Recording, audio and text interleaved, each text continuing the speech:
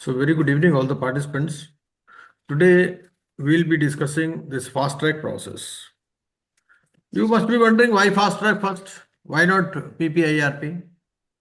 The reason is that fast track is very close to CIRP. आपने CIRP पढ़ लिया, fast track similar है, fast track के forms भी सेम है। जो application to adjudicating authority rules हैं, जो फॉर्म्स हैं, फास्ट ट्रैक और CIRP के सेम है, PPIRP में डिफरेंट है।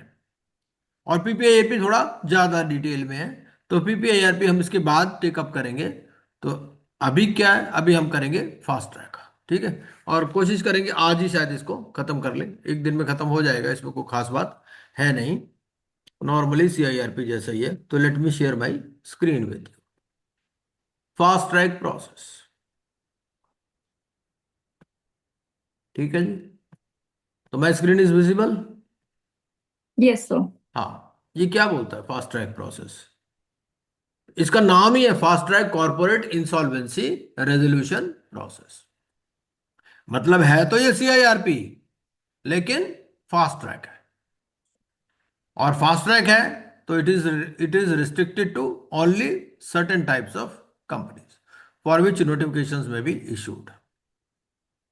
ठीक है, या फिर such class of creditor, such amount of debt as may be notified, assets and income below a level notified, ये इस तरह से। तो बेसिकली किस पर अप्लाई होता है? स्मॉल कंपनीज पर, स्टार्टअप पर, और जिसका जो एसेट्स है it does not exceed 1 crore rupees. तो बहुत ही छोटी कंपनीज पर ये फास्ट ट्रैक प्रोसेस एप्लीकेबल है क्योंकि बिकॉज कॉर्पोरेट है तो कंपनीज पर ही एप्लीकेबल, कंपनीज एंड एलएलपीज। ठीक है, ये है फास्ट ट्रैक प्रोसेस। तो fast track corporate insolvency resolution process section 55 to section 58। ठीक है, क्या बोलता है? A corporate insolvency resolution, recording on कर दिया ना मैंने? हाँ जी सर। हाँ। If corporate insolvency resolution process carried out in accordance with this chapter shall be called as fast track corporate insolvency resolution process। इसको क्या बोलेंगे? Fast track CIRP. ठीक है, और किन किन की हो सकती है?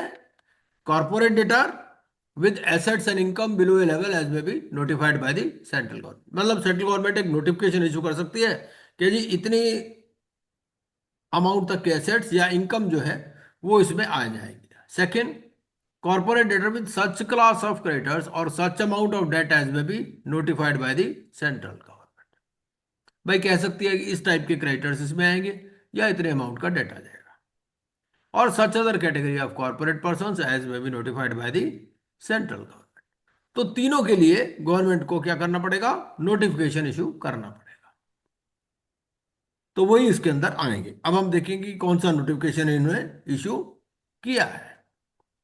56 क्या बोलता है? 56 बोलता है कि जो पीरियड कवर्ड है इसमें वो 90 डेज है। It has to be completed within a time period of 90 days. ठीक है, और क्या एक्सटेंशन अलाउड है? Like in case of CIRP here also one time extension is allowed. ठीक है, लेकिन इसमें जो सीओसी की परसेंटेज रिक्वायर्ड है वो है 75%। वहां 66 है, यहां पर 75 है, क्योंकि 2018 के बाद कोई इसमें अमेंडमेंट हुआ ही नहीं। ठीक है, और अगर लगता है एडजुडिकेटिंग अथॉरिटी को it can not be completed then they may extend it by a period not exceeding 45 days. Original period 90 days, वहां 180 है। वन टाइम एक्सटेंशन 9, यहाँ 45 डेज है, वहां 90 डेज है। और परसेंटेज जो अप्रूवल के रिक्वायर्ड है ऑफ सीओसी वो यहाँ पर 75% है, वहां 66% है। ठीक है, कौन कौन सी कंपनीज पर एप्लीकेबल होगा? नोटिफिकेशन इशू होगा। ठीक है, अब वन टाइम एक्सटेंशन से ज्यादा नहीं होगा। यहां अब आप पूछोगे जी वहां तो 330 डेज का भी है, तो क्या 330 डेज से मिलता जुलता भी कुछ है? ऐसा यहां पर कुछ नहीं है। ठीक है, 57, 57 बोलता है an application for fast track corporate insolvency resolution process may be filed by a creditor और corporate debtor as the case may be. यहां पर वर्ड यूज किया इन्होंने क्रेडिटर। यहां पर क्या है कि फाइनेंशियल क्रेडिटर या ऑपरेशनल क्रेडिटर वर्ड यूज नहीं किया, लेकिन फॉर्म जो है वो फॉर्म वही है जो सीआईआरपी वाले फॉर्म है। Application to adjudicating authority rules CIRP के लिए अलग से नहीं है। ठीक है। along with the proof of existence of default as evidenced by records available within information utility or such other means as may be specified by the board and such other information as may be specified by the board to establish that the corporate debtor is eligible for fast track CIRP process। ठीक है। और 58 क्या बोलता है कि process कैसे होगा। Process ये बोल रहा है कि process for conducting under chapter 2 and the provisions relating offences and penalties under chapter 7 shall apply to this chapter as the context में रिक्वायर। मतलब जो चैप्टर 2 में दे रखे हैं सीआईआरपी में वो वाले, या जो प्रोविजंस रिलेटिंग टू पेनल्टीज हैं जो चैप्टर 7 में दे रखे हैं, वो इस चैप्टर पर भी अप्लाई करेंगे। ये चैप्टर कौन सा है? चैप्टर 4 है ना? 4 है ना? ये चैप्टर 4 है फास्ट ट्रैक का। अब एक बार इसके साथ ना हम क्या करते हैं कि सीआई आपके पास बुक होगी कोई, application to adjudicating authority rules निकालिए एक बार। Application to adjudicating authority rules for corporate persons.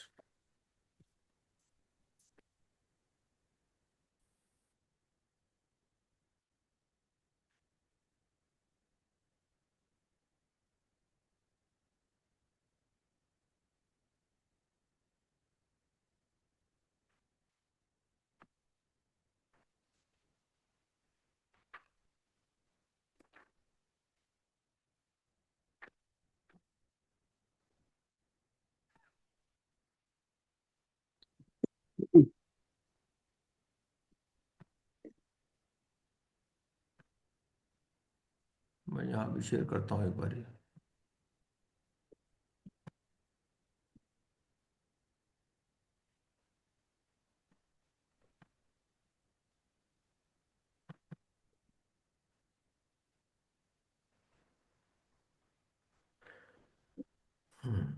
ये आ गया।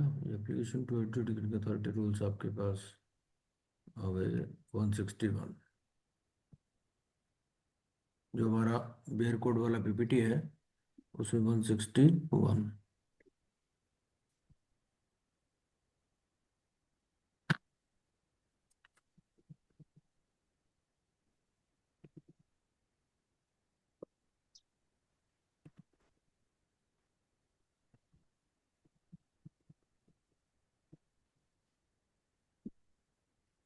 ये देखिए,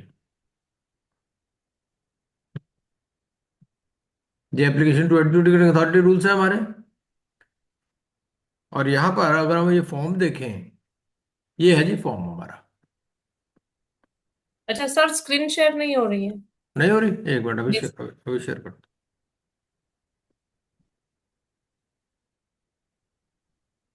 ये हमारी जो बेयर कोड वाली पीपीटी है, मैं उसमें से लेकर आ रहा हूँ। 164 पेज नंबर मिलेगा उसमें। और यहाँ पर अगर आप देखेंगे तो यहाँ क्या कहता है, application by financial creditor under chapter 2 of part 2, under chapter 4 of part 2। Chapter 4 अभी मैंने बताया आपको क्या है, फास्ट ट्रैक। तो फास्ट ट्रैक वाला अगर फाइनेंशियल क्रेडिटर होगा तो यही वाला फॉर्म यूज करेगा, और अगर नॉर्मल सीआईआरपी में फाइनेंशियल क्रेडिटर होगा तो भी वो यही फॉर्म यूज करेगा। क्लियर है? Yes sir. इसी तरह से जो ऑपरेशनल क्रेडिटर है वो उसके लिए फॉर्म है अपना। फॉर्म क्या है उसका? 5 होगा मेरे ख्याल। ये है form 5, application by operational creditor. तो क्या लिखा? चैप्टर 2 और चैप्टर 4। इसी तरह से जो कॉर्पोरेट डेटर है उसके लिए फॉर्म 6 है। तो यहां भी क्या लिखता है? Application for CIRP to initiate corporate insolvency resolution process under chapter 2 of part 2, under chapter 4 of part 2, strike out whichever is not applicable. ठीक है, मतलब चैप्टर 2 में एप्लीकेशन लगा रहे हो या चैप्टर 4 में लगा रहे हो। अगर चैप्टर 4 में लगा लोगे तो पार्ट 2 को डिलीट कर दो, अगर चैप्टर 2 में लगा रहे हो तो इसको डिलीट कर दो।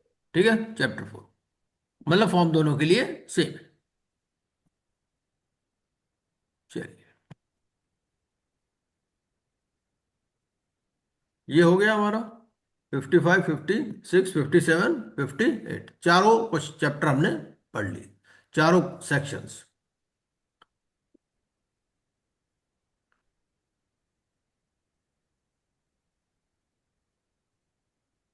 अब ये कहता है, एक मिनट,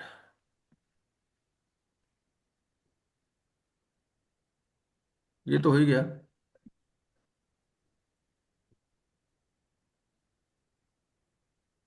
एक तो इसमें स्मॉल कंपनी, क्या क्या नोटिफाइड है? एक तो स्मॉल कंपनी। अब स्मॉल कंपनी की डेफिनेशन देखेंगे। स्मॉल कंपनी की definition time to time change हुई है। हमारा जो सिलेबस है उसकी कट ऑफ फोर डेट है 4 February 2025। So any four amendment made after 4 February 2025 is not in our syllabus. Small company की डेफिनेशन बाद में भी चेंज हुई है ना? अपने को इसलिए ये बात ध्यान में रखनी है। इसी तरह से स्टार्टअप। अब स्टार्टअप में even a partnership firm could be a startup, लेकिन यहां हम क्या पढ़ रहे हैं? यहाँ कॉर्पोरेट पर्संस पढ़ रहे हैं।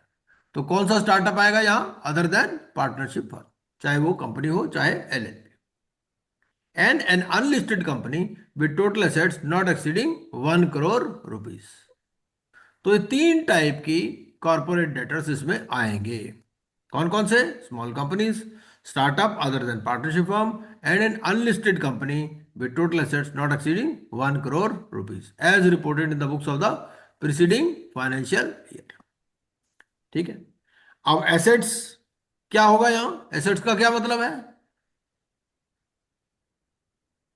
इसने तो कह दिया total assets not exceeding 1 crore. अब एसेट्स का मतलब क्या है? डब्ल्यूडीवी है, मार्केट वैल्यू है, ग्रॉस वैल्यू है, क्या है? WDV sir. हाँ, डब्ल्यूडीवी आपको लेना है। हम्म, अब डेफिनेशन ऑफ स्मॉल कंपनी देख लेते हैं। तो डेफिनेशन ऑफ स्मॉल कंपनी आपके सिलेबस के हिसाब से क्या है? Four maximum forty paid up capital 4 crore four rupees और करोड़ टर्नओवर 40 करोड़। 40। ठीक है। क्योंकि जो स्मॉल कंपनी की डेफिनेशन है उसमें क्या लिखता है?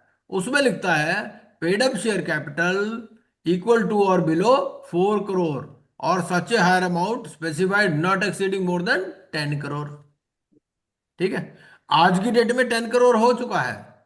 अगर आज आप गूगल करोगे तो 10 करोड़ हो चुका है, लेकिन आपके सिलेबस में जो है वो 4 करोड़। इसी तरह से टर्नओवर इक्वल टू और बिलो 40 करोड़ और such higher amount specified not exceeding more than 100 crore. आज की डेट में 100 करोड़ हो चुका है, लेकिन आपके सिलेबस में 40 करोड़। ठीक है, इतनी सी बात ध्यान में रखनी। ऐसे ही एमएसएमई क्राइटेरिया में भी है। एमएसएमई का शीतल जी आज जो डिस्कस कर रहे थे, मैंने चार्ट भेजा था ना उसमें ग्रुप में, आपको भी शायद भेजा है अलग से। Yes sir. हाँ, तो उसमें भी आपको अपने सिलेबस के हिसाब से स्टडी करना है। ठीक है, ये ध्यान में रखना बात।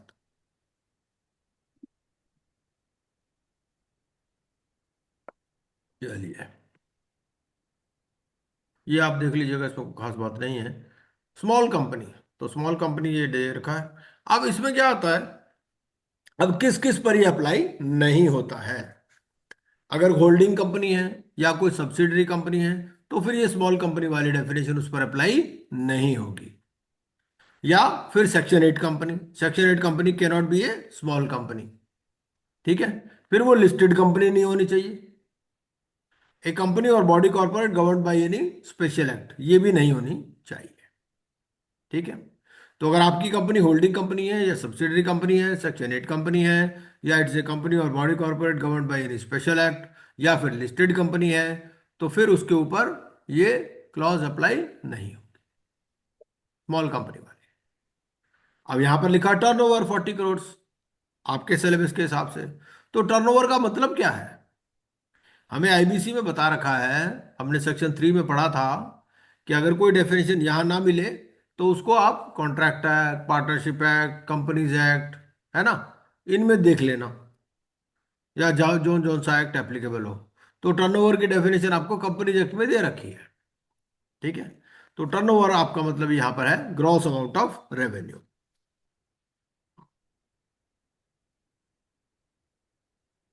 अच्छा, अब वो ये कहता है, सेक्शन 55 हमने पढ़ा, तो वो ये कहता है corporate debtor with income below a level notified by the central government. इसी तरह से corporate debtor with such class of creditor such amount as may be notified, such other categories as may be notified.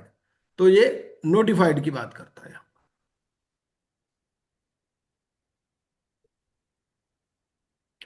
अब एक question हमारा और भी है कि क्या कोई क्लास ऑफ क्रेडिटर्स या अमाउंट नोटिफाइड है? The answer is no. इसका कोई नोटिफिकेशन अभी इशू नहीं किया गया। नोटिफिकेशन किसका किया गया? लास्ट वाली कैटेगरी का। लास्ट वाली कैटेगरी कौन सी थी? ये यहां जो हम ये पढ़ रहे थे, such other category of corporate person as may be notified. तो ये 55(2)(c) में नोटिफिकेशन इशू किया है, और उसमें क्या बताया? 3 तरह के कंपनी बताई। कौन कौन सी? स्मॉल कंपनी, स्टार्टअप, और asset size not exceeding 1 crore.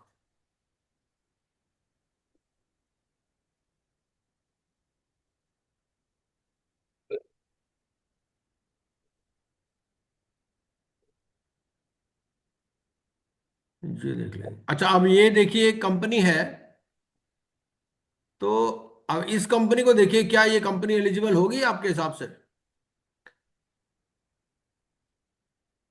ये इसकी पेड अप कैपिटल है 4 करोड़, और इधर कुछ एक्यूमुलेटेड लॉसेस हैं और कॉल्स इन एरियर्स है। तो आपको क्या लगता है, ये कंपनी एलिजिबल है या नहीं है?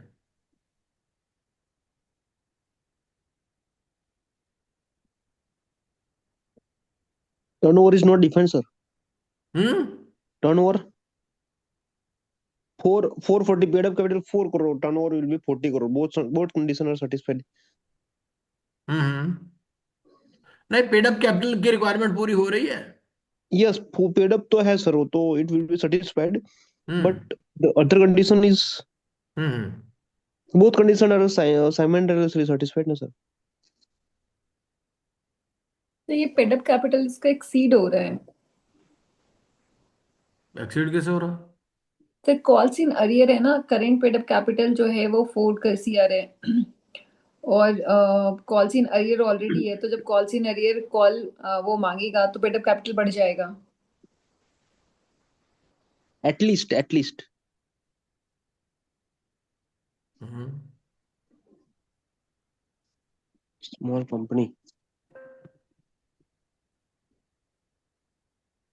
सही बात है।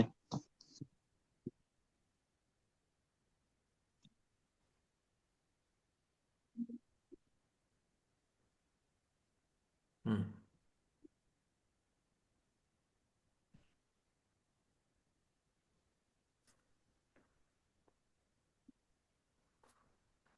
नहीं बढ़ेगा नहीं ना। ये कॉल्स इन एरियर्स जो है, ये इसी में से हम्म। कॉल्स इन एरियर्स है ना, उसने सारे का सारा पेड अप कैपिटल में दिखा दिया, बात वही है। सर अगर लेकिन उसमें से जब माइनस तक करके दिखा देता वो। सर लेकिन जब तक पेडअप कैपिटल अगर अरियर में है तो वो सर पेडअप का पार्ट नहीं होगा ना, वो तो माइनस ऑलरेडी होगा उसमें। जैसे ही कॉल्स इन अरियर हमने लिया उसके बाद ही फिर हम फॉर्म फाइल करते हैं और वो पेडअप में ट्रांसफर हो जाता है। अदरवाइज तो सर वो कॉल्स इन अरियर में दिखाता रहता है। सब्सक्राइब कैपिटल होता तो सर मतलब अगर सब्सक्राइब होता तब तो ठीक था, लेकिन हम्म। पेडअप है तब तो 4 करोड़ मतलब पेडअप ही है, मतलब इतना पैसा आ चुका है। अच्छा। हम्म। Yes sir. हम्म।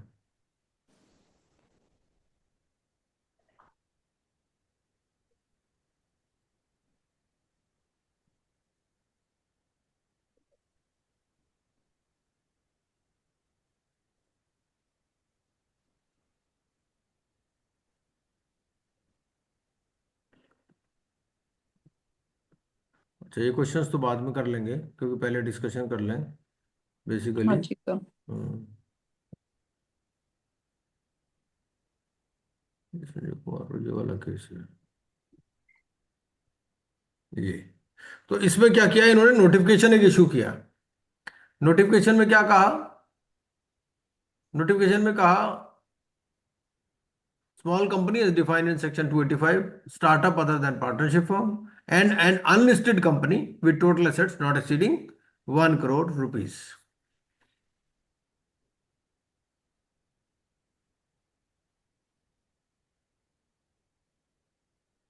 स्मॉल कंपनी तो हो ही गया ये। अब स्टार्टअप के बारे में देख लेते हैं। स्टार्टअप क्या कहता है ये? कौन सी कंपनी को स्टार्टअप मानोगे आप?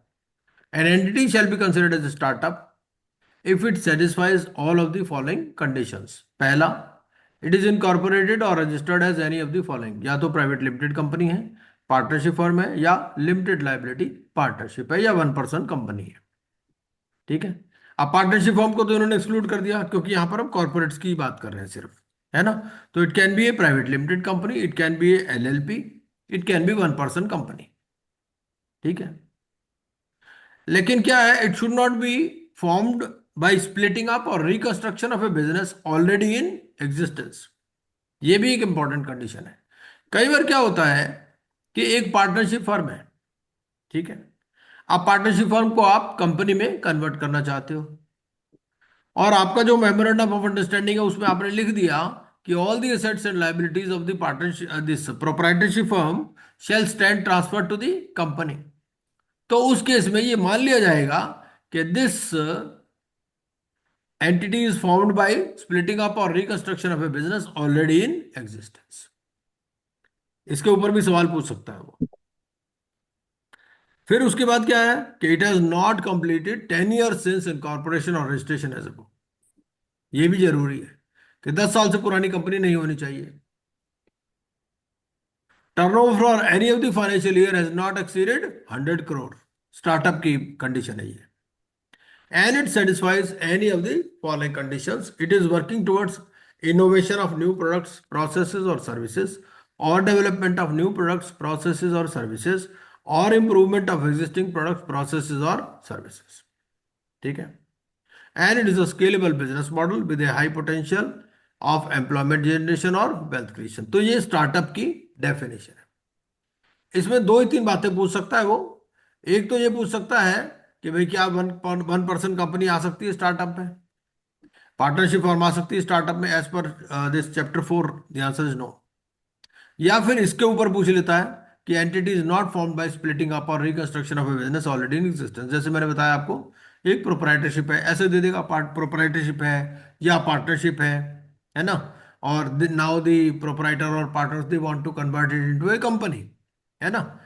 तो whether it will be eligible for fast track, the answer will be no. ठीक है, ये है नोटिफिकेशन। नोटिफिकेशन है स्टार्टअप का। ये भी नोटिफिकेशन मैंने इसमें लगा दिया है। क्या कहता है ये?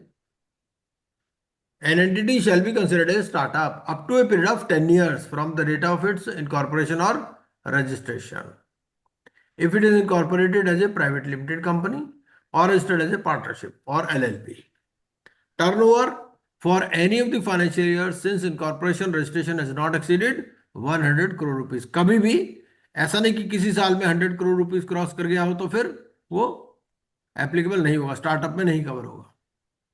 Entity is working towards innovation, development or improvement of products or processes or services, or if it is a scalable business model with a high potential of employment generation or wealth creation, provided that an entity formed by splitting up or reconstruction of an existing business shall not be considered as a startup।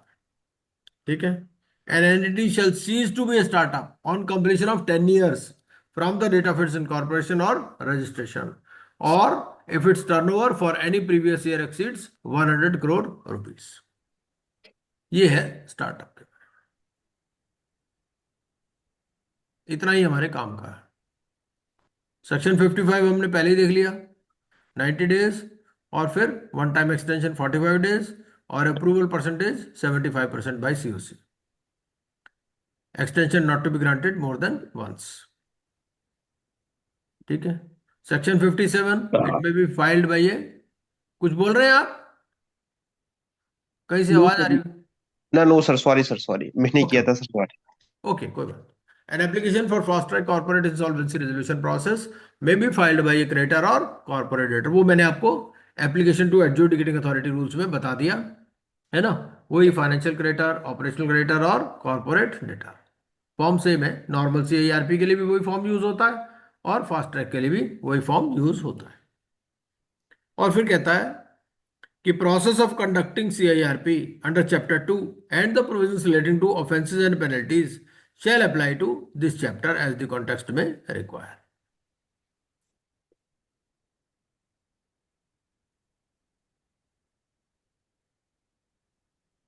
ये pre pack के बाद कर लेंगे इसको।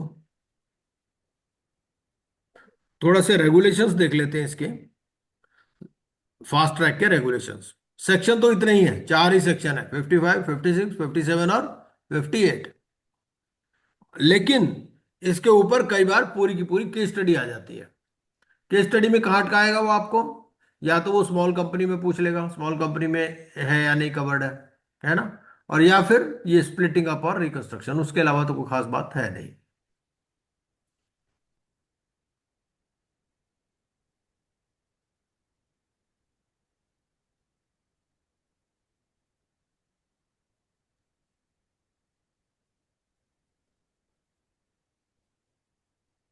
Eligibility for RP, an insolvency professional shall be eligible to be appointed as a resolution professional, ये सब same ही है, इसमें और उसमें कोई फर्क नहीं है। जो सीआईआरपी के लिए एलिजिबिलिटी है वही इसके लिए एलिजिबिलिटी है, लेकिन फर्क कहाँ है, ये 10% वाला क्राइटेरिया, वहां पर सीआईआरपी में कितना है 5%। जो रेजोल्यूशन प्रोफेशनल है, he has not been an employee or proprietor or partner of a firm of auditors or company secretaries in practice or cost auditors of the corporator or of a legal or consulting firm which has or had any transaction with the corporate debtor amounting to 10% or more of the gross turnover of such firm at any time in the preceding 3 years। मतलब कि अगर आप कोई consulting firm चला रहे हो या legal firm चला रहे हो, आपकी टर्नओवर 100 करोड़ रुपीज है और उस 100 में से 10 करोड़ या उससे ज्यादा आपको उसी कंपनी से मिल रहा है जिसकी फास्ट ट्रैक होनी है, तो फिर आप उस कंपनी के आरपी अपॉइंट नहीं हो सकते। ठीक है, जरूरी नहीं कि आप उस कंपनी के प्रोपराइटर हो, ऐसा भी हो सकता है कि आप उस कंपनी के एम्प्लॉय हैं या प्रोपराइटर है या पार्टनर है। ठीक है, और अगर आप उस फर्म के ऑडिटर हैं या कंपनी सेक्रेटरी इन प्रैक्टिस है या कॉस्ट ऑडिटर है पिछले किसी भी 3 साल में, तो भी आप अपॉइंट नहीं हो सकते। यहां पर फिर वो 10% वाला क्राइटेरिया भी नहीं चलेगा। ठीक है, सिर्फ ऑडिटर होने से या कंपनी सेक्रेटरी इन प्रैक्टिस होने से या कॉस्ट ऑडिटर होने से आप इनएलिजिबल हो जाओगे। लेकिन अब वो कैसे क्वेश्चन पूछेगा कि आप ऑडिटर थे इस कंपनी के 10 साल पहले या 5 साल पहले, है ना, या कोई एम्प्लॉय था, एक फर्म ऑफ ऑडिटर थी उसका एक एम्प्लॉय था, ठीक है, 5 साल पहले वो एम्प्लॉय था, क्या वो बन सकता है RP? The answer is yes. तो 3 साल की कंडीशन है इसमें। और अगर जो लीगल या कंसल्टिंग फर्म है उसमें फिर 10% और मोर की कंडीशन ऑफ द ग्रॉस।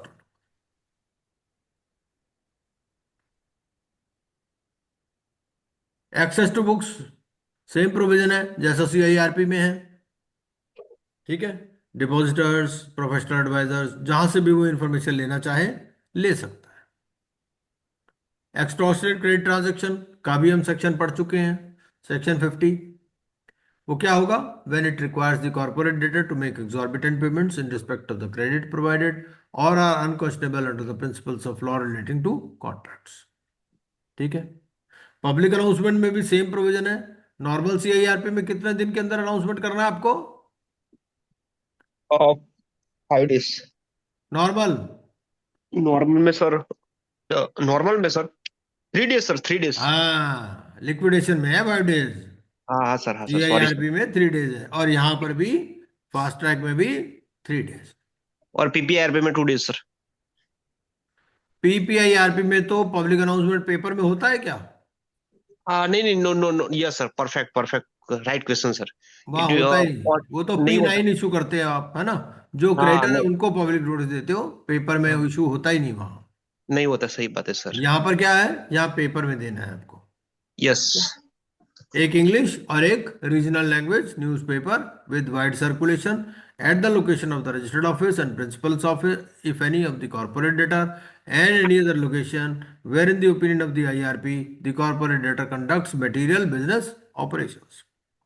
अच्छा, ये मटेरियल बिजनेस ऑपरेशंस आप कैसे जज करोगे? एक कंपनी मटेरियल, है जिसके 4 प्लांट्स हैं, तो क्या चारों प्लांट पर आप पब्लिक अनाउंसमेंट करोगे? कैसे करोगे? जीएसटी रिटर्न सर, जीएसटी और 1 के हिसाब से भी हो सकते हैं सर। मतलब जिस स्टेट में सेल्स ज्यादा हुई है हाँ, जहां पर भी बिजनेस ऑपरेशंस है, अगर प्लांट है तो इसका मतलब बिजनेस ऑपरेशंस हो ही रहे हैं ना। पब्लिक अनाउंसमेंट का आइडिया क्या है? पब्लिक अनाउंसमेंट का पर्पज यही है कि जहां पर बिजनेस करते होगे, हो सकता है वहां के सप्लायर होंगे होंगे ना, वहां के कस्टमर होंगे, आपके, हो सकता है वहां के पार्टी से आपने लोन लिया हो, होता है हाँ। ना, कि भाई यहाँ पर हमारी फैक्ट्री है, तो इसीलिए उनको भी तो पता चलना चाहिए ना उस स्टेट के लोगों को। तो ये है, इसीलिए वो ये कहता है। और यहां पर वर्ड क्या यूज करता है, लोकेशन, लोकेशन यूज करता है, ये स्टेट भी यूज नहीं करता, location of the registered office and principal office. हम्म। ठीक है, ये भी एक इंपॉर्टेंट चीज है।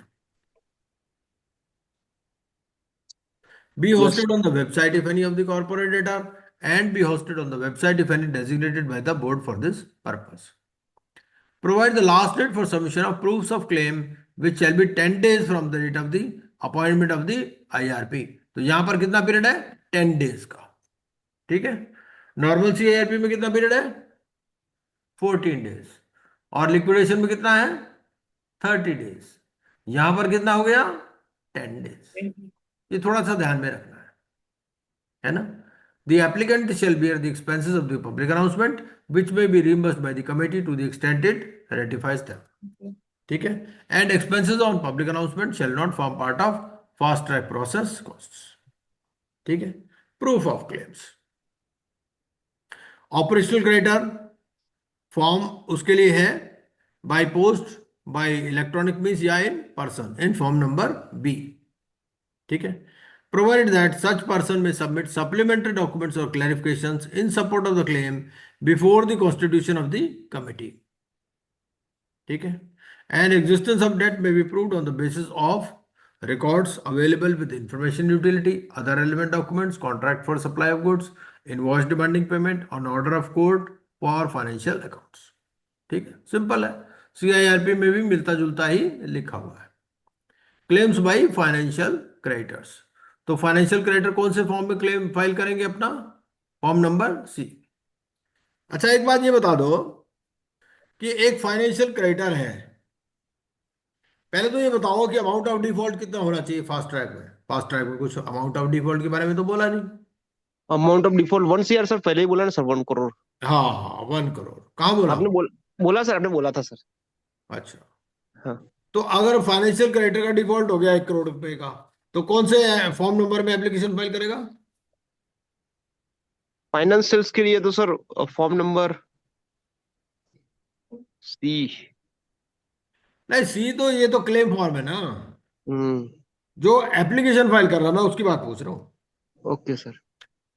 एक फाइनेंशियल क्रेडिटर का एक बैंक है जिसने किसी स्मॉल कंपनी को लोन दिया, अब वो पैसे नहीं दे रही, अब ये फास्ट ट्रैक में जाना चाहता है, तो कौन सा फॉर्म नंबर में फाइल करेगा एप्लीकेशन, ये मेरा क्वेश्चन है।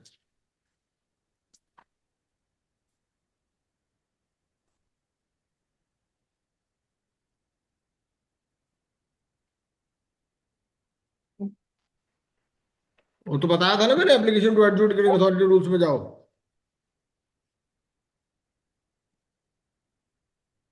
अभी थोड़ी देर पहले तो दिखाया था ना। I think sir one form हाँ, number form number one ना. हम्म। Form number 1। और ऑपरेशनल क्रेडिटर के लिए कौन सा फॉर्म होगा,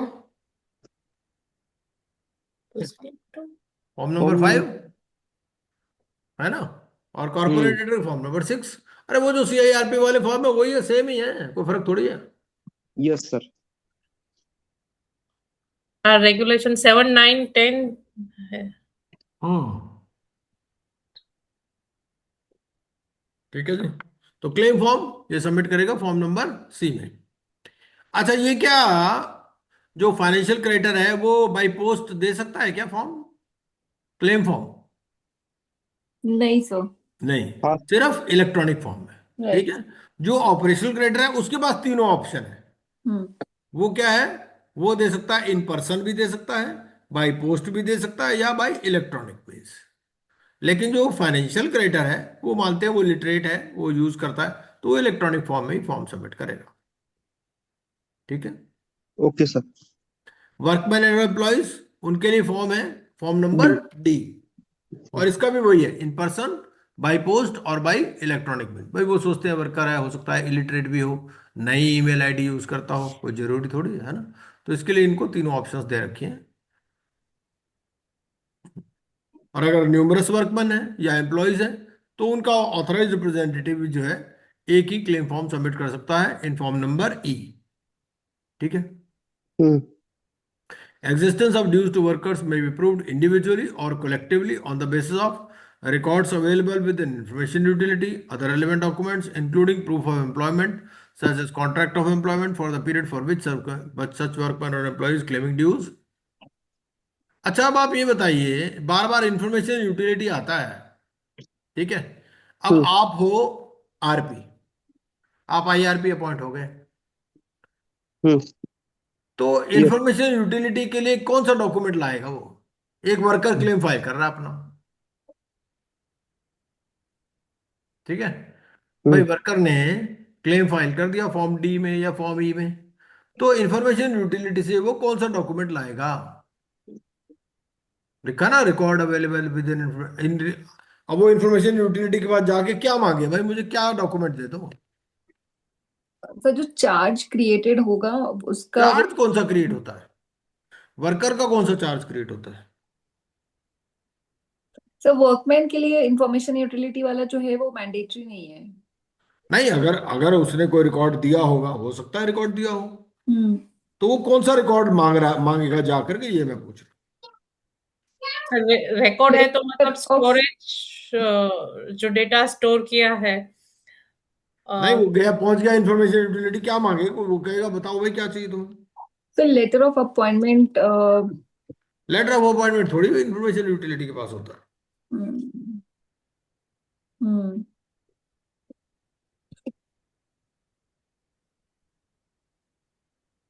देखो, इसका आंसर मिलता है आपको सेक्शन 215 में। सेक्शन 215 बोलता है a financial creditor, section 215 two, section 2151 पढ़ लेते हैं पहले। सेक्शन 215, ठीक है। बुक है आपके पास, किसी के पास? हाँ सर। पढ़ना जरा। Two one two one section two five one two five 215 procedure for submission. It is for financial information. हाँ। Financial creditors have submit financial information and information related to assets in relation to which any security interest has been created in such form and manner as may be specified by hmm. regulations. और operation Three, letter का? any and three measure operational है operational. Hmm. Operational creditor may submit financial information to information utility in such form and manner as may be specified. Means hmm. Rules में जाना पड़ेगा sir. तो financial creditor जो है वो अपनी हम्म, information submit करता है, वर्ड लिखा है shall. Shall, yes sir. Financial information and information relating to assets in हाँ, relation to which any security interest has been created। Created और ऑपरेशनल क्रेडिटर में क्या लिखा है? may में submit financial information to the information utility in such form and manner as may be specified। अब आपको इसके लिए इंफॉर्मेशन यूटिलिटी रेगुलेशंस पढ़ने पड़ेंगे, ठीक है। अब हम्म जब आप इंफॉर्मेशन यूटिलिटी रेगुलेशंस पढ़ते हो, तो वहां हम्म पर आपको इसका आंसर मिलेगा। Regulation which regulation we have to read sir for that? Information utility regulations में, इंफॉर्मेशन यूटिलिटी रेगुलेशंस में आप ये देखिए, ये Access to information, default provision to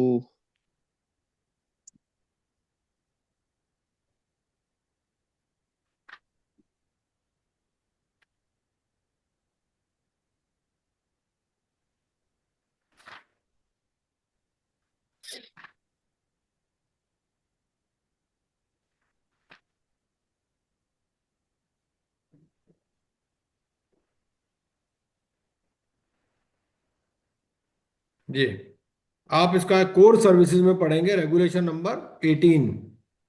18 क्या कहता है? Registration of users. As a user आप अपने आप को रजिस्टर करा सकते हो।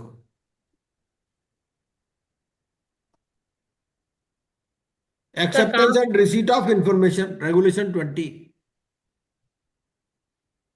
And information utility shall accept information submitted by user in form C, और इसको एक यूनिक आइडेंटिफायर नंबर दे देगा। Acknowledge its receipt and notify the user of unique identifier of the information, terms and conditions of authentication and verification of information, and the manner in which the information may be accessed by other parties। तो ये अपना ये unique identifier number बताएगा और वहां से information ले। Authentication of default.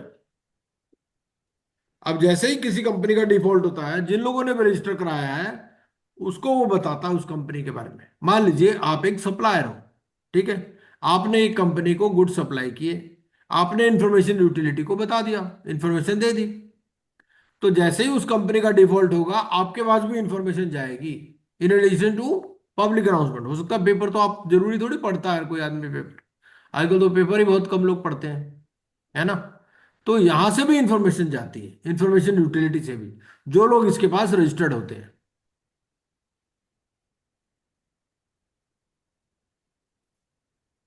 चलिए, ओके। ये हो गया। Claims by other creditors. A person claiming to be a creditor other than those covered under regulation 7, 8 और 9। तो ऐसे कौन से क्रेडिटर हो सकते हैं जो ना फाइनेंशियल क्रेडिटर हो ना ऑपरेशनल क्रेडिटर हो? कौन होगा ये? किस टाइप के लोग होंगे इसमें? Other normal creditor. Normal creditor. नहीं, नॉर्मल एग्जांपल तो दो ना कुछ। एग्जांपल।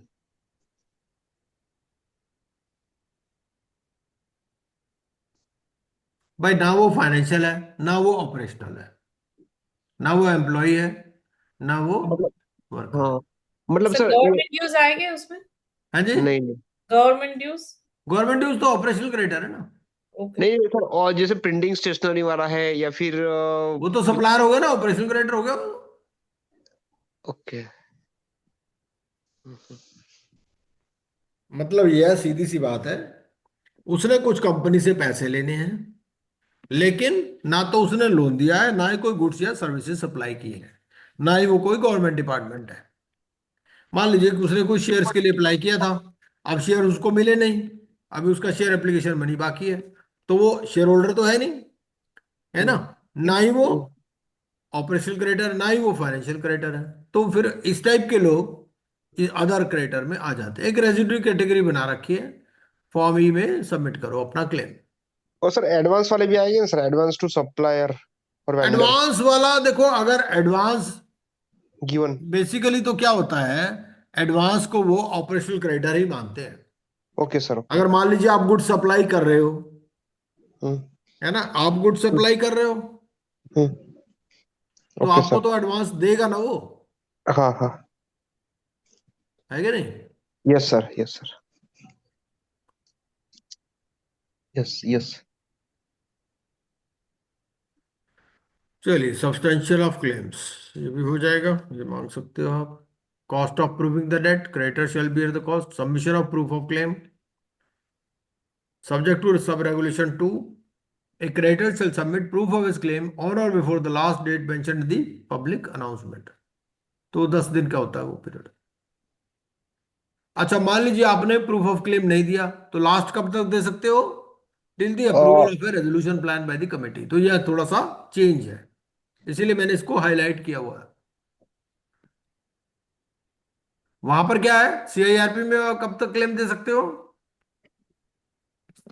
सीआईआरपी में सीआईआरपी में 20। हम्म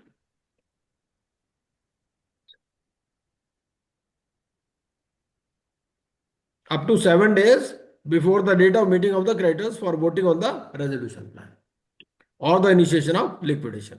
रेगुलेशन नंबर 13 1B, ये लास्ट डेट है।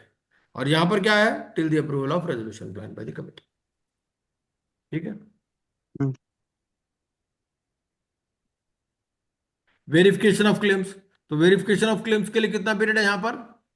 7 days। 7 days। फ्रॉम द और रिसीट ऑफ। वहां कितना पीरियड है सीआईआरपी में?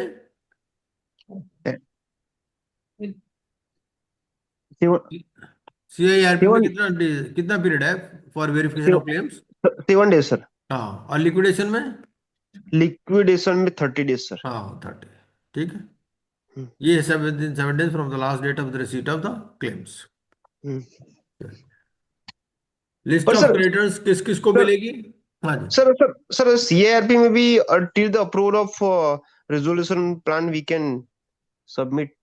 नहीं, वो वहां पर देखो ना, वहां क्या लिखा है, वहां 13 नहीं 1B में लिखा है। हाँ वो सही है sir, agree agree sir agree. तो वो तो लिखा है 31B सर। में जो लिखा है वही है। हाँ ओके सर, ठीक है सर, ठीक हम्म। है।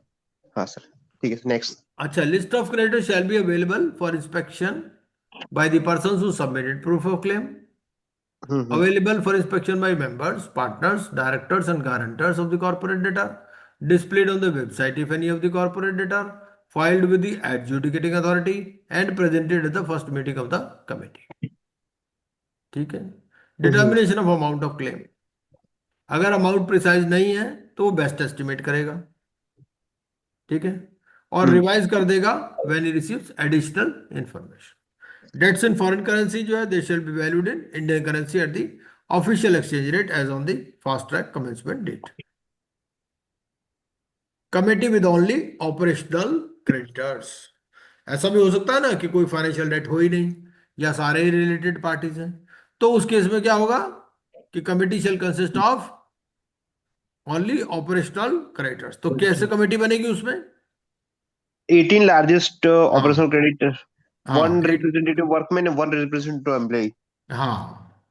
और अगर ऑपरेशनल क्रेडिटर 18 से कम है तो 18 से तो ऑल। हाँ और ठीक है। 10 हैं क्या क्या बोल रहे हो आप शीतल जी? मैं वो 10% वाला बोलने चाह रही थी। ना ना ना ना, वो नहीं है वो तो। वो देखो, वो यहाँ पर नहीं है, वो वहीं पर ही है, वो सेक्शन के अंदर दिया हुआ है। हम्म। वो यस सर। 10% में क्या होता है, 10% वाला क्लॉज तब लगता है जब operational creditor they constitute not less than 10% of the debt, तो उनको कमेटी में बुलाते हैं, वोटिंग राइट रिप्रेजेंटेशन नहीं रहता। ये डिफरेंट सिनेरियो है। ये सिनेरियो क्या है, कोई फाइनेंशियल डेट है ही नहीं, या जो सारे फाइनेंशियल क्रेडिटर हैं वो रिलेटेड पार्टीज हैं, तो ये तो बराबर। सारे के सारे सीओसी में आएंगे, इनके पास वोटिंग राइट भी रहेगा। वो यस जो सर। 10% वाला है ना, उनके पास वोटिंग राइट नहीं रहता है। Yes sir. One representative elected by all workmen other than those workmen included under subclause A, and one representative elected by all employees other than those employees included under subclause A। ये बार बार under sub clause A क्यों लिखता है? मैं आपको एक example देता हूं कि मान लीजिए 15 ही ऑपरेशनल क्रेडिटर है ना? ठीक है। और 10 है वर्कर और 10 ही है एम्प्लॉयज। ठीक है। हाँ। 15 ऑपरेशनल क्रेडिटर है, हम्म। 10 वर्कर है, 10 हम्म। एम्प्लॉयज है। हम्म। तो पहले तो ये बताओ 18 लार्जेस्ट कैसे लोगे आप? 18 लार्जेस्ट में 15 के 15 तो ऑपरेशनल ले लोगे। Yes sir. उसके बाद में देखोगे वर्कर या एम्प्लॉयज में किसका ड्यू ज्यादा है, हम्म। वो भी इसके अंदर शामिल हो जाएगा 18 में। जैसे मान लीजिए ऐसा हो सकता है कि 2 वर्कर हो ले लो और आप एक एक एम्प्लॉय ले लिया आपने अमाउंट के बेसिस पे। ठीक है। तो ये ओके। 18 पूरे हो गए आपके। अब जो वन रिप्रेजेंटेटिव लोगे ना आप, उस वन हम्म। रिप्रेजेंटेटिव में जैसे 10 वर्कर थे, 10 वर्कर में दो तो ऊपर इंक्लूड हो गए 18 में, है ना? हम्म। तो जो हम्म। बाकी 8 बचे उसमें से एक लोग गया। इसी तरह ओके से तो एम्प्लॉयज रिपीट। में एक एम्प्लॉय तो ऊपर इंक्लूड हो गया, तो जो 9 एम्प्लॉयज बचे उसमें से आप एक रिप्रेजेंटेटिव लोगे, इसका ये मतलब है other than those employees included in sub clause. तो सब क्लॉज ए में भी जा सकते हैं, ऊपर में भी, हम्म। क्योंकि 18 अगर मान लो पूरे नहीं हो रहे तो एम्प्लॉयज या वर्कर्स में से भी शामिल कर लेंगे वो, ये मतलब। परफेक्ट। ओके। परफेक्ट सर अभी। ठीक है जी। हाँ जी। हाँ। यस।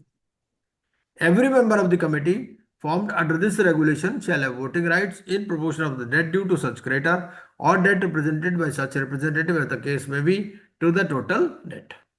अच्छा, एक बात और बता दो कि ये जो ऑपरेशनल क्रेडिटर है, यहां पर भी रिलेटेड पार्टी का कॉन्सेप्ट चलेगा या नहीं, ये सुनो,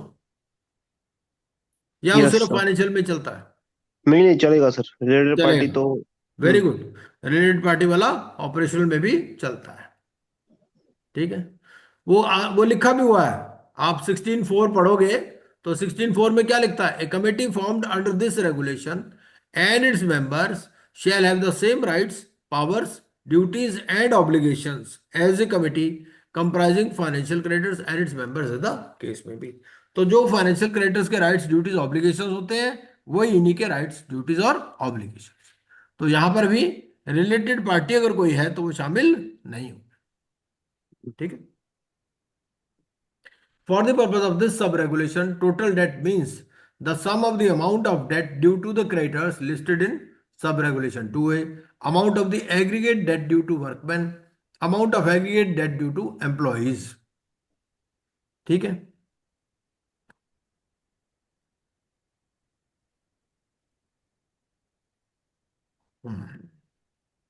इसको एक एग्जांपल से समझ लेते हैं। वैसे ना कई बार नहीं तो ये चीजें समझ में नहीं आती। 1 मिनट लगेगा। ये टोटल डेट का कैलकुलेशन, ठीक है, बुक में समझ रहा हूं आपके पास है। Okay. Total. ये एक्सेल शीट,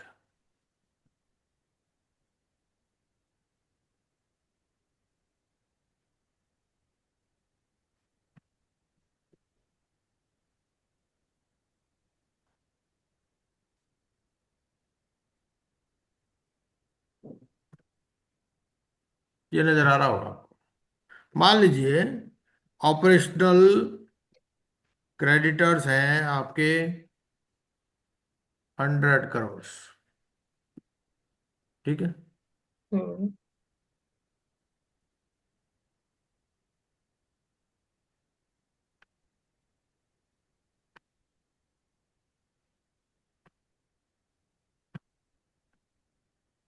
यहाँ लिख दो पर्टिकुलर्स, सर और ये हो गया। सर स्क्रीन शेयर करो सर। अच्छा, अभी करता हूँ।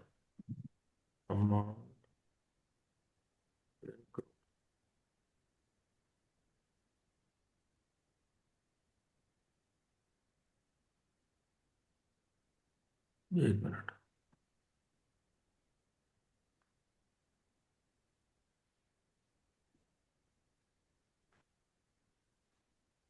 ये ठीक है जी। हम्म मान लीजिए आपके 100 ऑपरेशनल क्रेडिटर्स हैं, हो सकते हैं। सिंपल लेंगे ना, वैसे तो कॉम्प्लिकेटेड होती है। 100 ऑपरेशनल क्रेडिटर है और 100 का अमाउंट भी आपका 100 ही है, ठीक है। इसको सप्लायर्स मान लो आप, ये सप्लायर्स है मान लो आपके।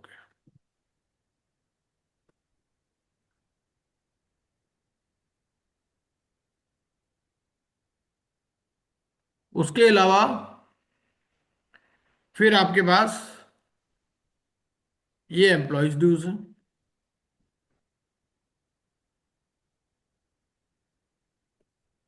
50 करोड़, और ये आपका वर्कर्स ड्यूज है,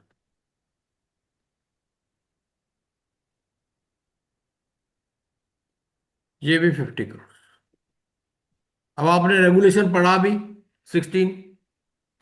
तो अब आप बताओ कि जो आप बनाओगे कमेटी, वो कैसे बनाओगे? ये कमेटी ऑफ क्रेडिटर आपको बनानी है। 2:1:1 सर। क्या 2:1? मतलब नहीं, वही सर। सबसे पहले तो ये बताओ ना कि ऑपरेशनल क्रेडिटर्स का कितना अमाउंट लोगे यहां पर, पहले ये बताओ। ऑपरेशनल क्रेडिटर्स हम्म, कितना अमाउंट लोगे? दोबारा पढ़ने की जरूरत है वो? नहीं है सर, बुक है सर वैसे तो। बुक है ना? हाँ बुक है सर। बस ठीक है। हम्म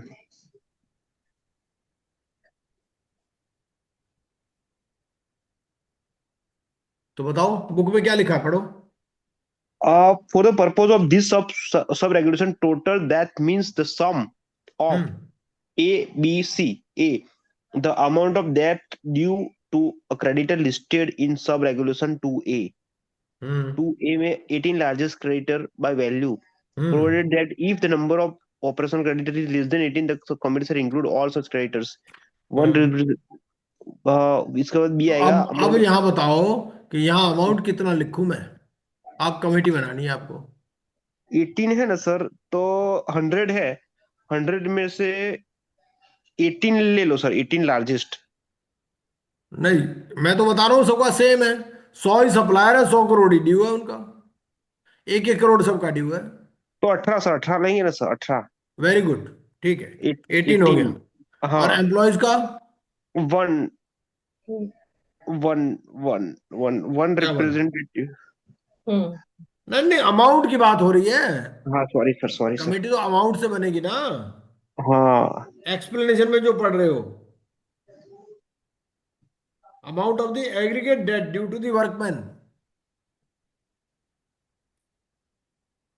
तो वर्कमैन वाला कितना लोगे आप?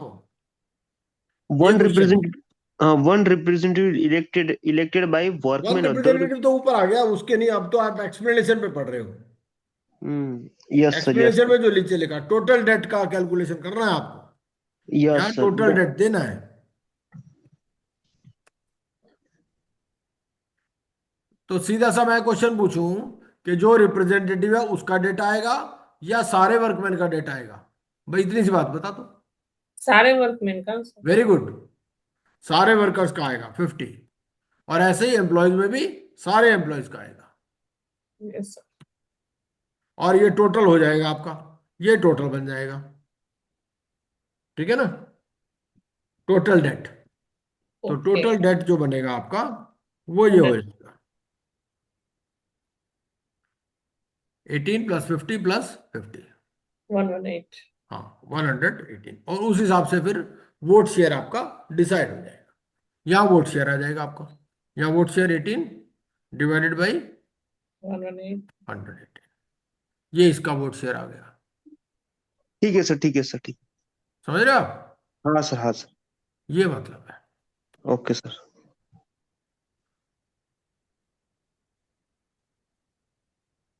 इसका वोट शेयर इतना हो जाएगा।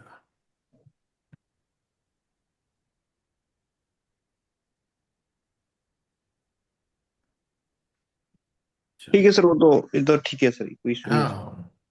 वो तो कर लेंगे सर। हम्म।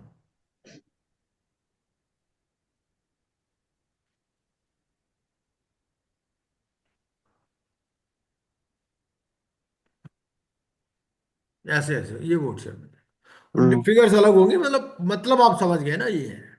यस। Yes sir. चलिए। समझे सर। भाई कल को आप बन जाओगे, कैलकुलेशन भी तो करनी पड़ेगी। नहीं सर, वो तो उसके लिए सॉफ्टवेयर नहीं होगा सर। कोई सॉफ्टवेयर नहीं होता। सॉफ्टवेयर वाले तो पैसे लेगा, और सॉफ्टवेयर वाले को भी, सॉफ्टवेयर वाला भी तो आपसे बोलेगा आप मुझे समझाओ। वेरीफाई करो सर, सही बात है सर। क्यों? सही जा रहा है कि गलत जा रहा है? Yes sir. आपको खुद ही नहीं आता होगा तो आप क्या वेरीफाई करोगे? सही बात है सर, सही बात है, सही बात है सर। चलिए। 17। अब आप कभी नहीं भूलोगे ये बात, है? हाँ yes. Sir. Filings by the IRP। The IRP shall file a report certifying the constitution of the committee to the adjudicating authority on or before the expiry of 21 days from the date of his appointment। ठीक है? तो 21, 14 plus 7। यहां पर वो AR वाली concept है ही नहीं इसके अंदर। हम्म। इसमें AR की कॉन्सेप्ट नहीं, ऑथराइज रिप्रेजेंटेटिव की। Based on the records of the corporate debtor and claims, if the IRP is of the opinion that the fast track process is not applicable। अब IRP ने रिकॉर्ड देखे और claims देखे, तो ये मान रहा है कि भाई ये एलिजिबल यही है। तो ये क्या कहेगा हम्म। कि भाई इसको नॉर्मल CIRP में कन्वर्ट कर दो। तो कौन से ऐसे सरकमस्टांसेस होंगे जिससे इसको ये लगेगा कि भाई ये फास्ट ट्रैक में एलिजिबल नहीं है? कोई बता सकते हो आप?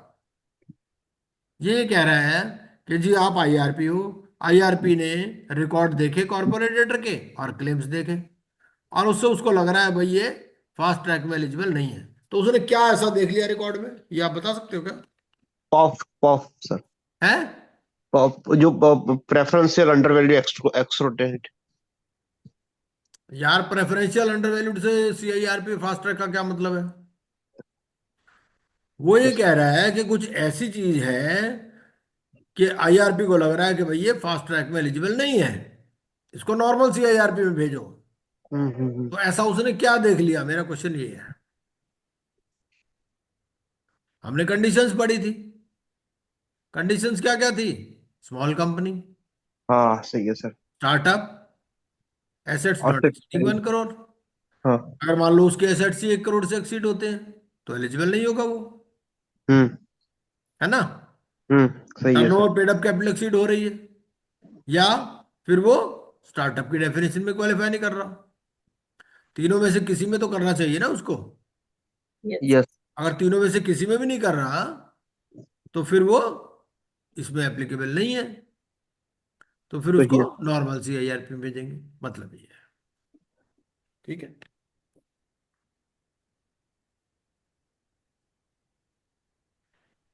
और अगर इन्होंने फास्ट ट्रैक को CIRP में कन्वर्ट कर दिया तो फिर ये प्रोसेस चलेगा किस हिसाब से, वो जो CIRP रेगुलेशंस के हिसाब से।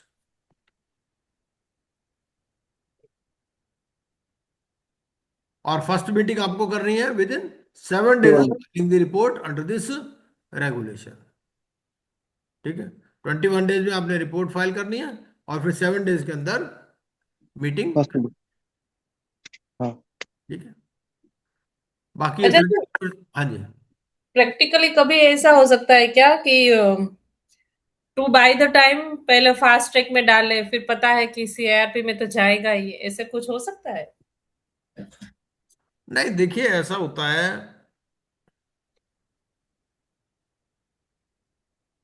अब आप ये देखो नॉर्मल CIRP प्रोविजंस क्या कहते हैं कि फाइनेंशियल क्रेडिटर एप्लीकेशन लगाएगा तो वो IRP के थ्रू ही लगाएगा, है ना। बराबर। हाँ, हाँ, तो हाँ। जब वो इंसॉल्वेंसी प्रोफेशनल के थ्रू लगाएगा तो इंसॉल्वेंसी प्रोफेशनल तो ये सब बातें चेक कर ही लेगा ना। नहीं तो इसके ऊपर भी बात आएगी ना कल को, हाँ, बराबर, वो बोर्ड को बराबर। लिखेंगे कि हमारा टाइम वेस्ट कर रहा है, इसको खुद आता ही नहीं है कि एलिजिबल है कि नहीं, हम्म, है ना। ऐसे ही हम्म, कॉर्पोरेट डेटर भी जब एप्लीकेशन लगाएगा तो उसको इंसॉल्वेंसी प्रोफेशनल से कंसेंट लेनी हम्म। है ना। तो हाँ, वहां पर हाँ, चीज पकड़ लेगा। अगर ऑपरेशनल क्रेडिटर ने एप्लीकेशन लगाई तो ये पॉसिबिलिटी हो सकती है, क्योंकि ऑपरेशनल क्रेडिटर तो खुद एप्लीकेशन लगा सकता है ना। वो तो हाँ। तो उस केस में हो सकता है कि भाई उसको इतनी नॉलेज नहीं होगी कि इसमें बराबर। एप्लीकेबल है नहीं है, क्या है क्या नहीं, वो हम्म, चीज। वैसे तो क्या होता है, प्रैक्टिकली तो डॉक्यूमेंट सारे लगाने पड़ते हैं। हम्म, जब आप फास्ट ट्रैक के लिए अप्लाई करोगे तो हम्म, आपको डॉक्यूमेंट्स तो लगाने पड़ेंगे, तो उसी टाइम भी चेक कर लेती है रजिस्ट्री डॉक्यूमेंट्स पूरे लगाए कि नहीं लगाए। लेकिन वो ऐसी सिचुएशन लॉ में तो हर सिचुएशन प्रोवाइड कर देते हैं ना, कि भाई गलती से कोई इसमें एडमिट हो गई जबकि हाँ, नॉर्मल क्या CIRP के कर। लिए, तो उसके लिए ये है मीटिंग्स ऑफ द कमेटी। तो जब चाहे मीटिंग कर सकता है, लेकिन अगर 33 ने बोल दिया तो जरूर करनी पड़ेगी। नोटिस कितना देना है इसको, मीटिंग का। नॉट लेस देन 7 days हाँ, और CIRP में कितना पीरियड है, से। CIRP में मीटिंग का कितना पीरियड है? 24 hours। 24 आवर्स, नोटिस 5 days है भाई। वो तो वोटिंग के लिए, वोटिंग का हाँ। नोटिफिकेशन। 5 days का है, और उसको रिड्यूस कर सकते हो आप 24 आवर्स या 48 आवर्स, है ओके ना। सर, 5 days सही है सर, सही है, 5 days 5 days। का है ना। हाँ, हाँ तो ये हाँ। अब ऐसे भी क्वेश्चन पूछ सकता है कि the notice period in case of fast track CIRP is less than the notice which is to be given in case of CIRP process. ऐसा क्वेश्चन पूछ सकता हम्म। हम्म। है ना।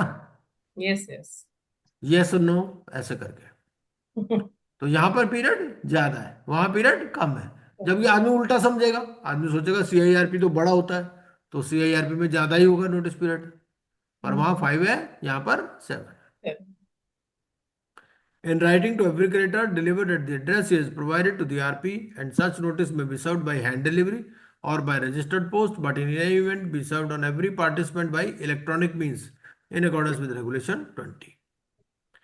The committee may reduce the notice period from 7 days to such other period of not less than 24 hours as it deems fit. वहां पर कितना है CIRP में, 24 आवर्स है अगर AR नहीं है, और अगर AR है तो 48 आवर्स। 48। ठीक है, service of notice bye electronic means. पर सर तो ये यहाँ ऐसे। पे ऐसा क्यों रखा, जैसे अभी आपने बोला ना कि सीआरपी तो लॉन्ग प्रोसेस है, तो वहां पे ओनली 5 days और यहाँ पे 7 days, कुछ लॉजिक या फिर लॉजिक तो क्या रख दिया 7 days, चलो ऐसा। हाँ, ओके। देखो लॉजिक की जहां तक बात है ना, तो वो पहले पीरियड ज्यादा था मेरे हिसाब से, बाद में वो कम कर दिया, इसमें अमेंडमेंट हुआ नहीं। अच्छा।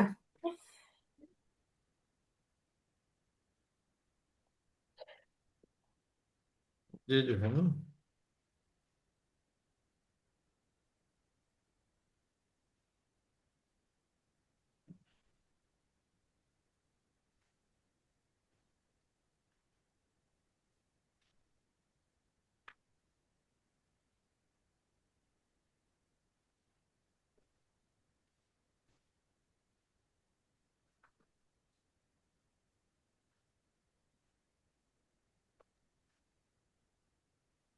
चलो जी, ओके। ये हो गया। ये सारा तो सेम टू सेम है, बिल्कुल कॉपी किया हुआ जो CIRP में लिखा वो यही है।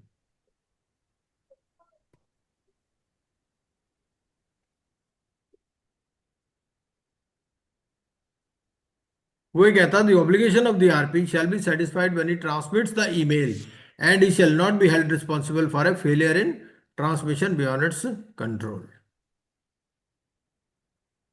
और अगर मान लो कोई मेंबर ऑफ द कमिटी है, उसने अपना ईमेल आईडी चेंज कर लिया, ऐसा भी हो सकता है ना, कि अगर वो हम्म। चेंज कर लिया, तो वो एक ऐसा है, कहता दो तरह के लोग होते हैं मीटिंग में जो आते हैं। कौन? एक तो होते हैं member of committee. Member of committee में हमने देख लिया कौन आते हैं मेंबर ऑफ कमिटी में। अगर फाइनेंशियल क्रेडिटर हो तो जितने भी अनरिलेटेड पार्टीज हैं, है ना। हम्म। और क्योंकि वोटिंग राइट जिसके पास है। और कुछ होते हैं पार्टिसिपेंट्स। पार्टिसिपेंट्स कौन से होते हैं? जैसे पास्ट मैनेजमेंट हो गया, है ना, या those constituting not less than 10% of the net हो गया। तो अगर ऐसे हैं कुछ लोग जो मेंबर ऑफ कमिटी नहीं है, तो हम्म। उस केस में अगर उन्होंने अपना एड्रेस चेंज कर लिया, ईमेल एड्रेस चेंज कर लिया, अपडेट नहीं हुआ, उसको नोटिस नहीं मिला, तो उससे इनवैलिडेट नहीं होगी मीटिंग। कहने का मतलब ये है।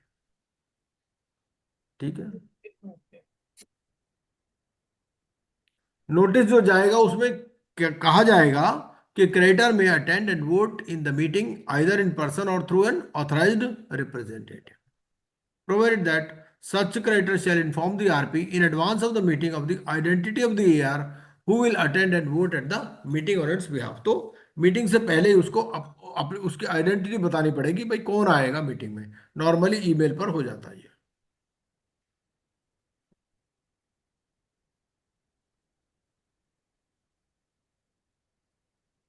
The notice of the meeting shall contain an agenda of the meeting with the following: a list of matters to be discussed at the meeting, a list of issues to be voted upon at the meeting, and copies of all documents relevant to the matters to be discussed and the issues to be voted upon at the meeting. And the notice of the meeting shall state the process and the manner for voting and the time schedule, including the time period during which the votes may be cast, provide the login ID and details of a facility for generating password and for keeping security and casting of an electronic vote in a secure manner, and provide contact details of the person who will address the queries connected with the voting। मतलब voting में कोई problem आ रही तो भाई इस बंदे से contact आप कर लेना। ठीक है। तो कोरम क्या है? कोरम है 33% of the voting rights are present either in person और बाय वीडियो कॉन्फ्रेंसिंग और other audio and visual means. ठीक है। Provide that the committee may modify the percentage of voting rights required for quorum in respect of any future meetings of the committee। अगर कोई meeting quorum की वजह से नहीं हो पा रही है, तो मीटिंग से stand automatically adjourned at the same time and place on the next day. और अगर एडजर्न मीटिंग में भी कोरम नहीं आया, तो जो मेंबर आए वही कोरम मान लिया जाएगा। लेकिन अब आप ये बताओ कि जैसे हमने अभी कैलकुलेशन किया था, ठीक है, हमारी कैलकुलेशन में कितना फिगर आया था? 118। और नहीं। 118 करोड़ फिगर आया था।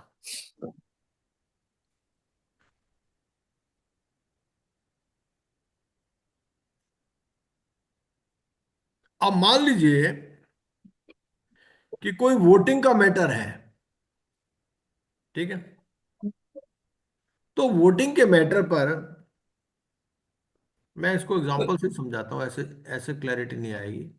उस एग्जांपल से लेते हैं, वो जो एग्जांपल हमने अभी लिया था एक्सेल वाला।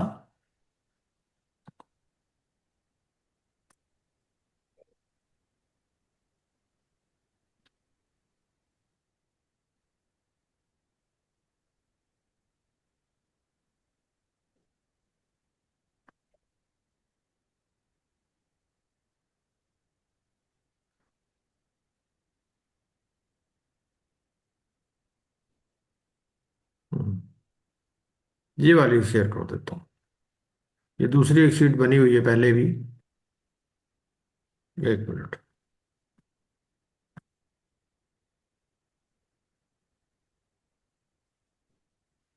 हम्म।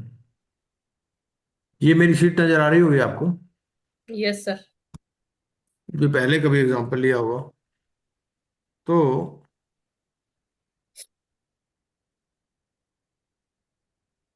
अब ये नजर आ रहा जी। अब इसमें क्या है कि मान लीजिए रिप्लेसमेंट का एजेंडा है, रिप्लेसमेंट ऑफ आरपी का एजेंडा है। ठीक हम्म। है। हम्म। इनकम टैक्स से कोई भी नहीं आया, हो सकता है ना। ये बराबर। मैं ऐसे लिख रहा हूँ, जीएसटी डिपार्टमेंट से कोई नहीं आया मीटिंग में। एम्प्लॉयज जो हैं, एम्प्लॉयज में से मान लीजिए आपके एम्प्लॉयज आ गए कितने, 50%, है ना। मतलब 50 ही मान लो, चलो सबका बराबर डेट मान लो। 50 आ गए, वर्कमैन आ गए 50, ओके। और सप्लायर आ गए मान लीजिए इसमें से 80। ठीक है। ये टोटल डेट है आपका, हम्म। ये टोटल डेट है। तो टोटल डेट कितना है आपका, ये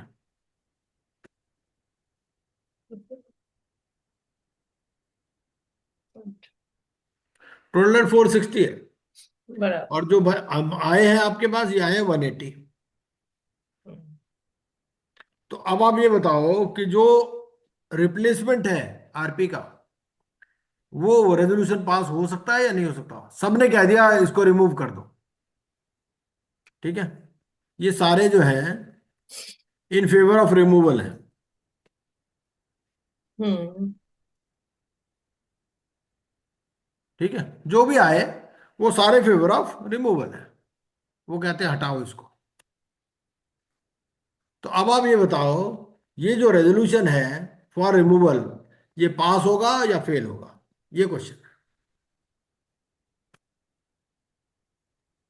33% ऑफ 460 सर। है।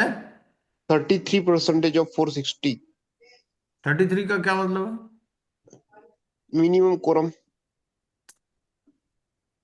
नहीं नहीं, अरे सर जी, कोरम तो अलग चीज है। कोरम का मतलब क्या है, कोरम तो अगर नहीं है तो मीटिंग ही हाँ नहीं हो सकती।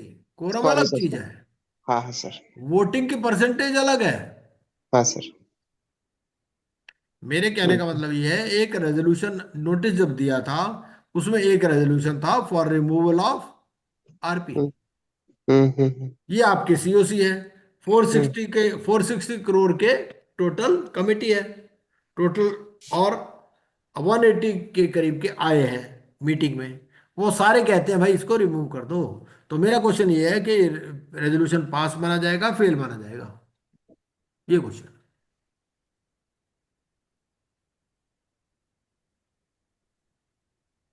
कोई मुश्किल सवाल तो नहीं है भाई, सीधी सी बात है। रिमूवल के लिए कितना परसेंटेज चाहिए आपको, 66% चाहिए। तो हाँ आपको 66। 50 66 किसका देखना है, 180 का 66 देखना है या 460 460 का देखना है।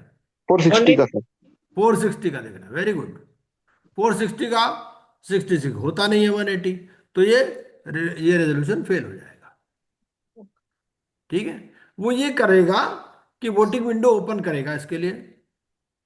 कई बार ऐसा होता है कि लोग नहीं आते, तो फिर उनको वोटिंग विंडो ओपन करते हैं।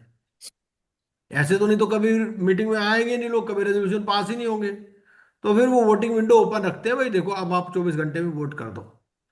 उस बेसिस पे फिर होता है डिसीजन। पर टोटल अगर 66 चाहिए, तो 66 इसका ही चाहिए, 460 का ही, तभी वो रेजोल्यूशन पास होगा, अदरवाइज नहीं होगा। और मान लो एक्सटेंशन का कोई रेजोल्यूशन है, फास्ट ट्रैक प्रोसेस हमारा चल रहा है, तो एक्सटेंशन के लिए कितना परसेंटेज चाहिए, 75। 75। तो 75 किसका चाहिए, 460 का, 180 का। 460 सर। हाँ 460। जो भी परसेंटेज है ना, वो सिर्फ 460 का ही चाहिए। हम्म। ओके ठीक है। सर। चलिए। सर विड्रॉल के लिए भी 460 ना सर। 90% है विड्रॉल में सर। तो 90% चाहिए ना, 460 का 90। 90%। ओके सर ओके ठीक है सर ठीक। और जो नॉर्मल डिसीजन है, वो नॉट लेस देन 51% चाहिए। Okay sir okay okay.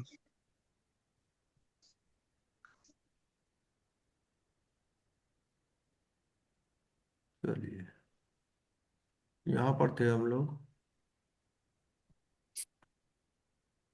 इस पे।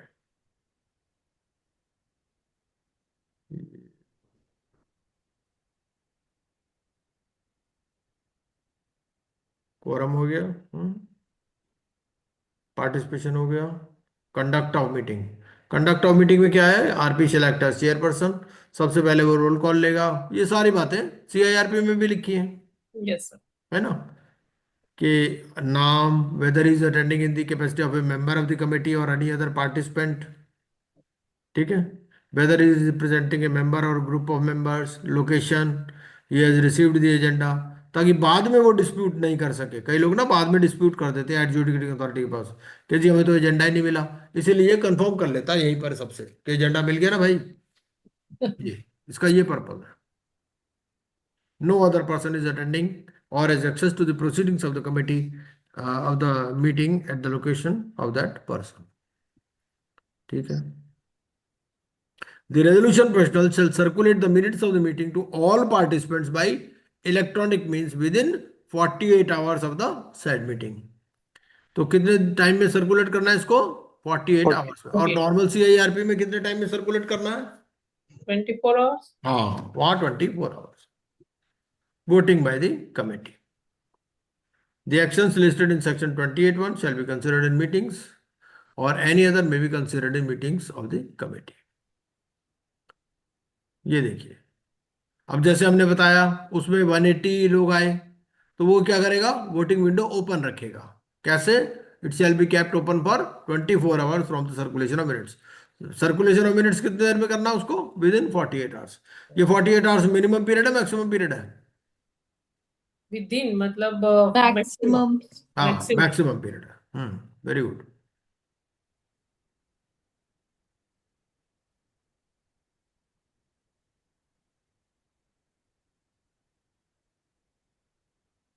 अपॉइंटमेंट ऑफ रजिस्टर्ड वैल्यूअर, तो कितने रजिस्टर्ड वैल्यूअर अपॉइंट करने हैं फास्ट ट्रैक में,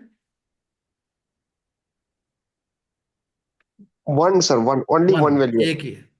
सीआईआरपी में कितने करने होते हैं, Two, sir. Two. दो करने होते हैं, और थर्ड भी हो सकता है अगर दोनों हाँ, का डिफरेंस ज्यादा है तो। हाँ, लिक्विडेशन में दो होते हैं, यहाँ पर एक ही है, ठीक है। हाँ। और ये कंडीशन है कि ये लोग अपॉइंट नहीं हो सकते। ट्रांसफर ऑफ डेट्स, अगर असाइनमेंट ऑफ डेट है तो terms of assignment and identity of the assignee और transfer has to be given. Sale outside the course of business, ये वही है, not exceed 10% of the total claims admitted. A sale of assets under this regulation shall require the approval of the committee। तो यहाँ पर committee के approval की जरूरत है। मतलब 66%। 66 नहीं लिखा, तो 75%। हाँ, नॉट लेस देन 51%। 51%। भाई देखो, अगर लिखा है तो फिर तो उतना ही चाहिए, जो नहीं लिखा तो फिर नॉर्मल डिसीजन माना जाएगा। Okay. Assistance of local administration आप ले सकते हो। फास्ट ट्रैक प्रोसेस कॉस्ट के अंदर क्या क्या इंक्लूडेड है ये सब, तो जब जैसे जो नॉर्मल सीईआरपी है, यहाँ थोड़ा सा फर्क क्या है, amount of any interim finance and the costs incurred in raising such finance, यहां पर ये बात करता है। अब सीआईआरपी में क्या बोलता है ये, और लिक्विडेशन में क्या बोलता है, लिक्विडेशन में बोलता है कि आपका मैक्सिमम 12 मंथ्स का इंटरेस्ट देगा इसमें। अगर आप लिक्विडेशन रेगुलेशंस देखें तो लिक्विडेशन रेगुलेशंस में क्या बोलता है, लिक्विडेशन प्रोसेस कॉस्ट पढ़ सकते हैं क्या लिक्विडेशन रेगुलेशन से, हाँ, sir. एक बार देख लीजिए। Which regulation, sir? Regulation number में बताता हूँ। Regulation number, please, sir. हाँ हाँ। आज थोड़े थके हुए हैं सर हम भी। रेगुलेशन नंबर आपका मिल जाएगा,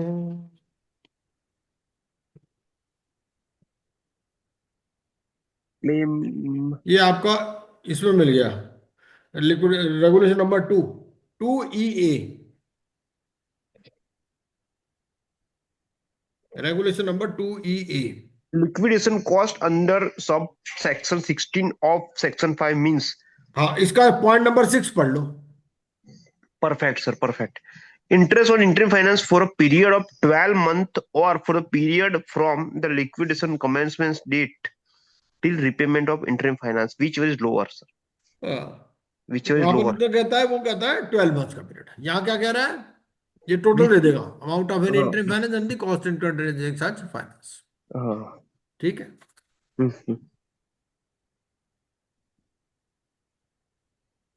एसेंशियल हो गया। एसेंशियल गुड सप्लाई वो तो सब में सेम है, electricity, water, telecommunication and information technology.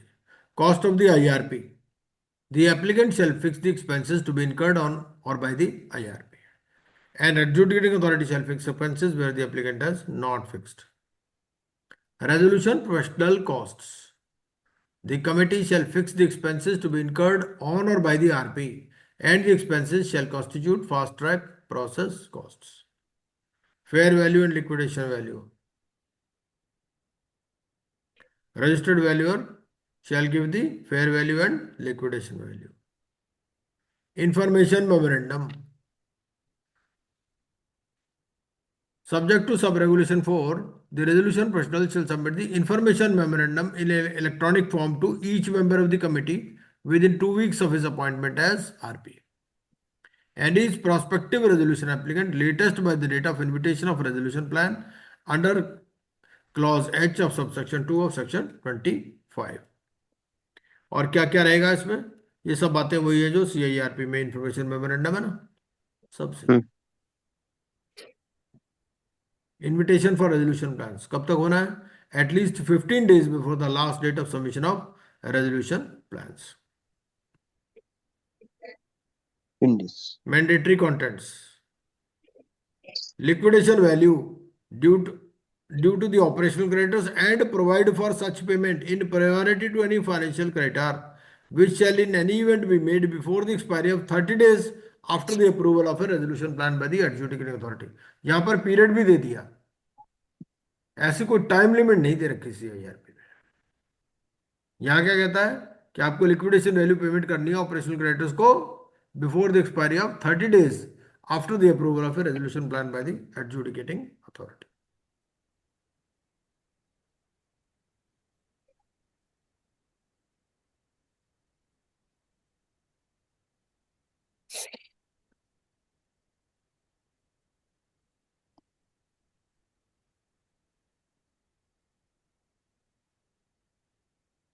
बस आज की कथा यही समाप्त करते हैं। एक चीज और रह गई इसमें कि 90 days का टाइमलाइन कहाँ दे रखा। 39, sir. हम्म 39 में है ना, sir? The committee is of the opinion that fast track cannot be completed within a stipulated time, stipulated 90 days. It may instruct the resolution professional to make an application to AA under section 56 to नहीं, ये extend. इसकी बात कर रहा हूं मैं इसकी बात कर रहा हूँ। Okay, ये sir. हमने क्या किया, इसका टाइम पीरियड बना दिया अपने आप। Okay, sir. समझ रहे हो आप, हाँ, ये sir. हाँ, sir. ये 90 days का पीरियड बना दिया यहाँ। हम्म, ये यहाँ सेक्शन लिख दिया, रेगुलेशन लिख दिया। भाई 3 दिन के अंदर आपको पब्लिक अनाउंसमेंट करनी है, सबमिशन ऑफ क्लेम 7 दिन के अंदर करने हैं, 10 दिन हो गए, हम्म, है ना। फिर till the hmm, approval of resolution plan, approval of resolution plan कितने दिन में होना है, 75 दिन के अंदर।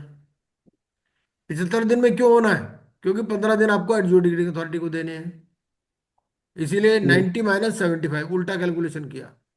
हम्म, वैल्यूएशन ऑफ क्लेम्स कितना, वेरिफिकेशन ऑफ क्लेम्स कितना है, विद इन 7 17। days, तो T+17 हो गया। Report certifying constitution of the committee 21 days में देनी है। तो ये सारा हमने इसका ये बना रखा पूरा चार्ट इस तरह से, हम्म, 90 days पूरे कर दिए इसके। सही है, सर। ये भी केस लॉ एक बार पढ़ लीजिएगा, ये मैं दोबारा से ग्रुप में भी शेयर कर दूंगा, है ना। तो बाकी हम्म, क्लास में करते हैं। सर वो केस स्टडी भी शेयर कर देना, सर वो भी कर लेंगे, सर इसका कौन सी, फास्ट ट्रैक का, सर खुद कर लेंगे, सर खुद कर लेंगे। हाँ हाँ, नहीं ये तो इसमें है ही ना, मैं दे रखी है, ये मैं शेयर